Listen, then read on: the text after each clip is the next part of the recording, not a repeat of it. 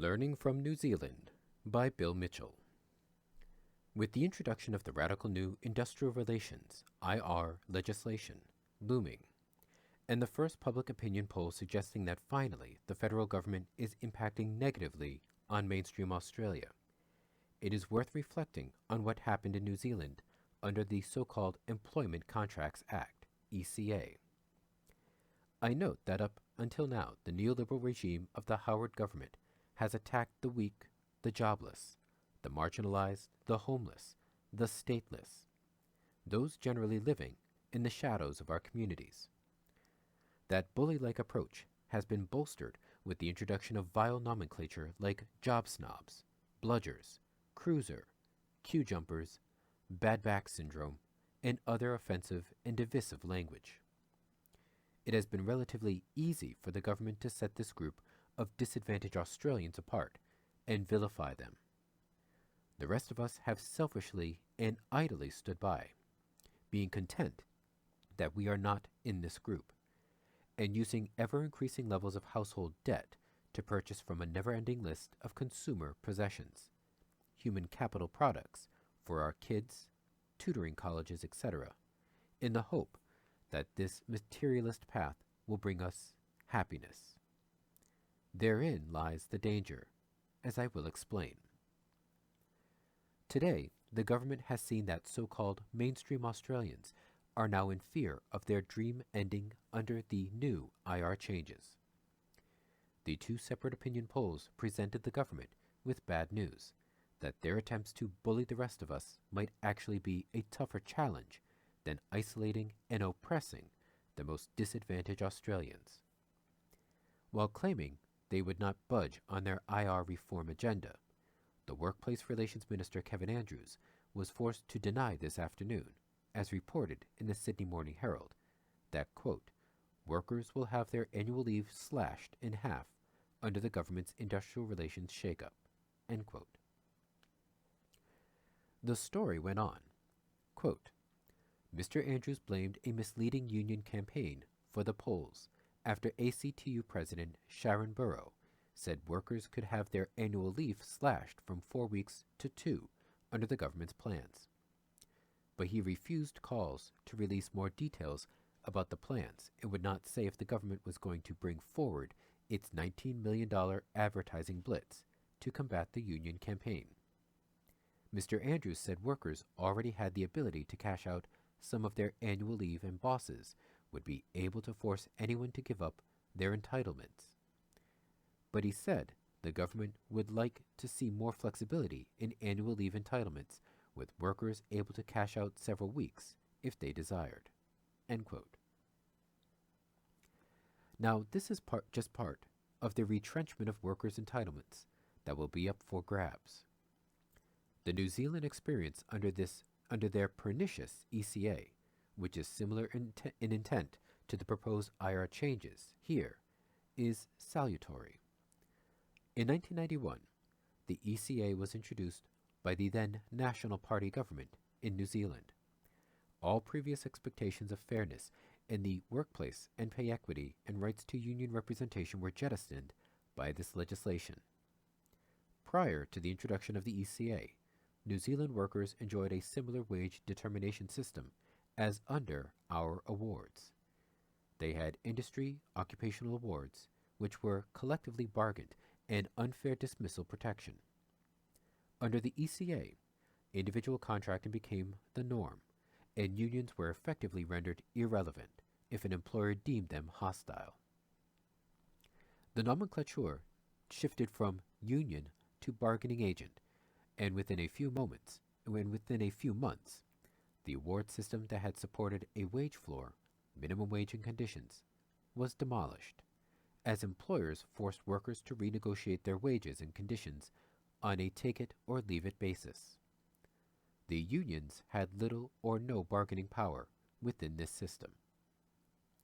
Some data is useful. Prior to the ECA, more than 720,000 workers in New Zealand had minimum pay and conditions set by collective agreement or awards. 10 years later, this number was less than 400,000.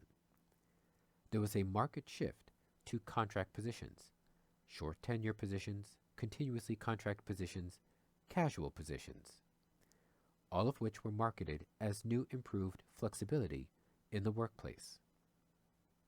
Work practices that were considered illegal in the past and common in less developed economies, low-wage sweatshops, became more frequent. There was no unfair dismissal available as a legal entitlement, and the tortuous way through tort contract law provided impossible for workers seeking redress for shoddy treatment from their bosses. In a piece by Lindy McIntyre in a New Zealand union representative, there is the following letter from a supermarket checkout supervisor to the Department of Labor, summed up the impact of the ECA on workplaces. Quote, "As soon as the Employment Contracts Act came in, everything changed in this place, and we were told, now he'd do it his way. First, he got rid of the union, and some were threatened that if they belonged to the union, they would be down the road. The contracts were never negotiated. We were called in one by one and given this printed document with a place to put your signature.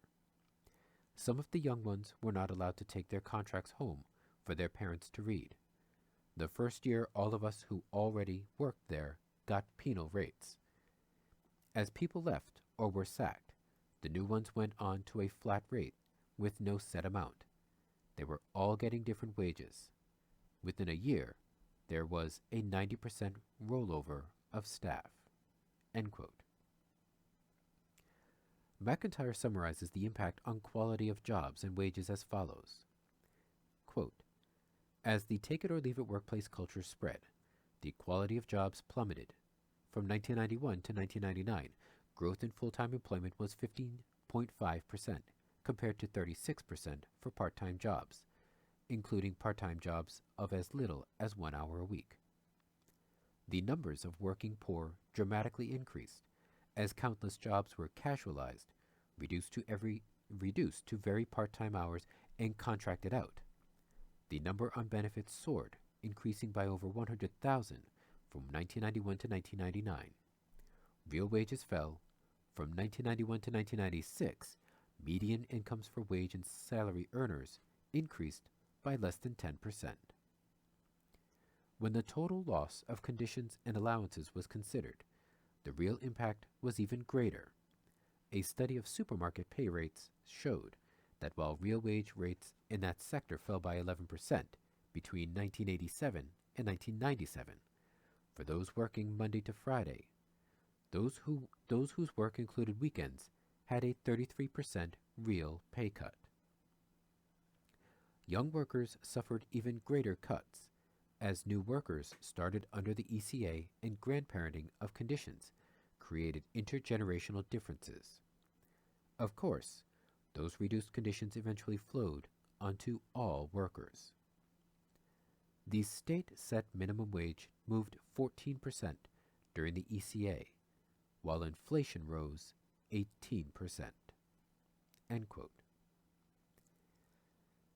We need not remind readers that labor productivity was stagnant over the 1990s in New Zealand, and GDP and employment growth were at the bottom of the OECD list.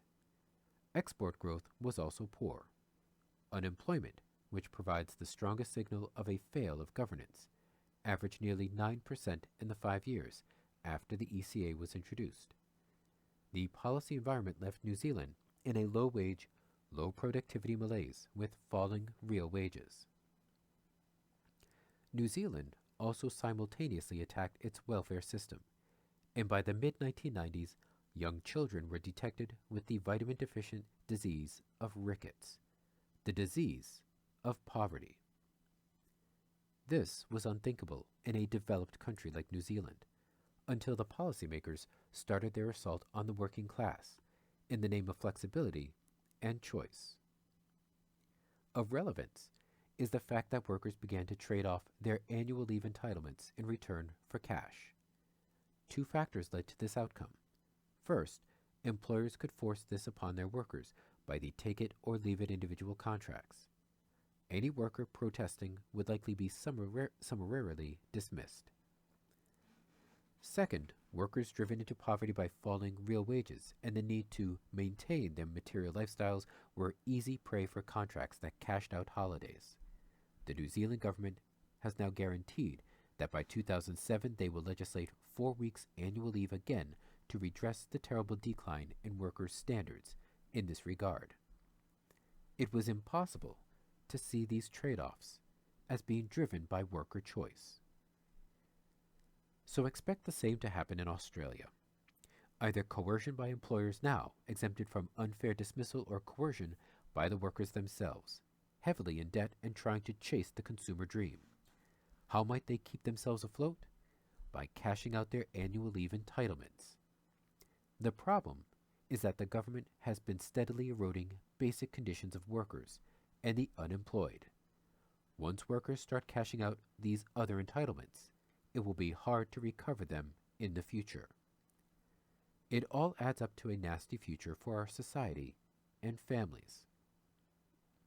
Once again, the claim by the federal government that it is pro-family is a sick joke.